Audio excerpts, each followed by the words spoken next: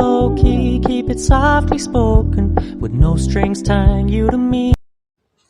Hello guys, কেমন আছো তোমরা? আশা করি সবাই খুব ভালো আছো। আজকে আমাদের বাড়িতে পাবদা মাছ রান্না হবে। এই জন্য দেখো পাবদা মাছটা ভালো করে দিয়ে নেওয়া হয়েছে। এটার মধ্যে নুন হলুদ সব দিয়ে মাখিয়ে নেওয়া হলো। এবার দেখো কড়াই বসিয়ে দেওয়া হয়েছে। এটার মধ্যে সর্ষের তেল দিয়ে ভালো করে তেলটা গরম করে, কেউ যদি সাদা তেল ইউজ করতে চাও সাদা তেল ইউজ করতে পারো। এবার মাছগুলো সব ভেজে নেব। তেল গরম হয়েছে, মাছগুলো দিয়ে দিলাম। এবারে মাছ, এটাই লাস্ট মাছ। এবার মাছটা ভেজে নেওয়া কমপ্লিট। এবার মাছটা তুলে নেওয়া হলো। মাছটা তুলে নেওয়া হলো, সব মাছ কমপ্লিট ভাজা।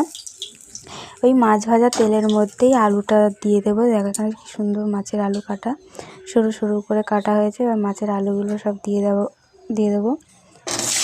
দেখো মাছের আলুটা দিয়ে দেওয়া হলো।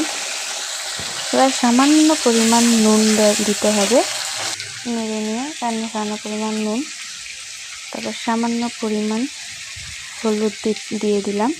দেখো এবার ভালো করে নেড়ে নিতে হবে, ভালো করে নেড়ে নেওয়া হলো। তাই ভাজা হয়ে গেছে আলুগুলো, হালকা হালকা তেল নামিয়ে নেওয়া হলো। দেখো ওই কড়াইতে এবার একটু সর্ষের তেল দিয়ে দিলাম।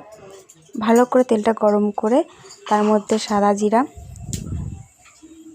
দিয়ে নেওয়া হলো। এর মধ্যে মশলা দেবো লঙ্কা বাটা, জিরা বাটা, হলুদ আর একটা গোটা কাঁচা লঙ্কা। এবার ভালো করে মশলাটা কষাবে।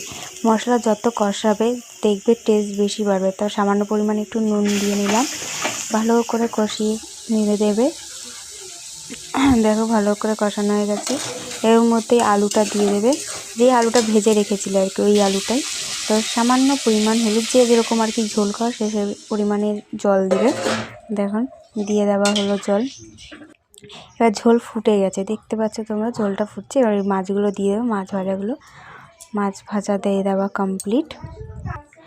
দেখো মাছ ভাজাগুলো দিয়ে দেওয়া হয়েছে, আর কয়েকটা বাকি আছে, আর বাকি নেই, এবার দিয়ে দেওয়া। দেখো দেওয়া কমপ্লিট হয়ে গেছে। দেখো মাছ প্রায় কমপ্লিট হয়ে এসেছে। এবারে এটার ওপর দিয়ে নামিয়ে নেবে। এবার নামিয়ে নেওয়া হলো। যদি ভালো লেগে থাকে তো like, comment, share and subscribe করে দিও সবাই, আর জানিও কেমন হয়েছে।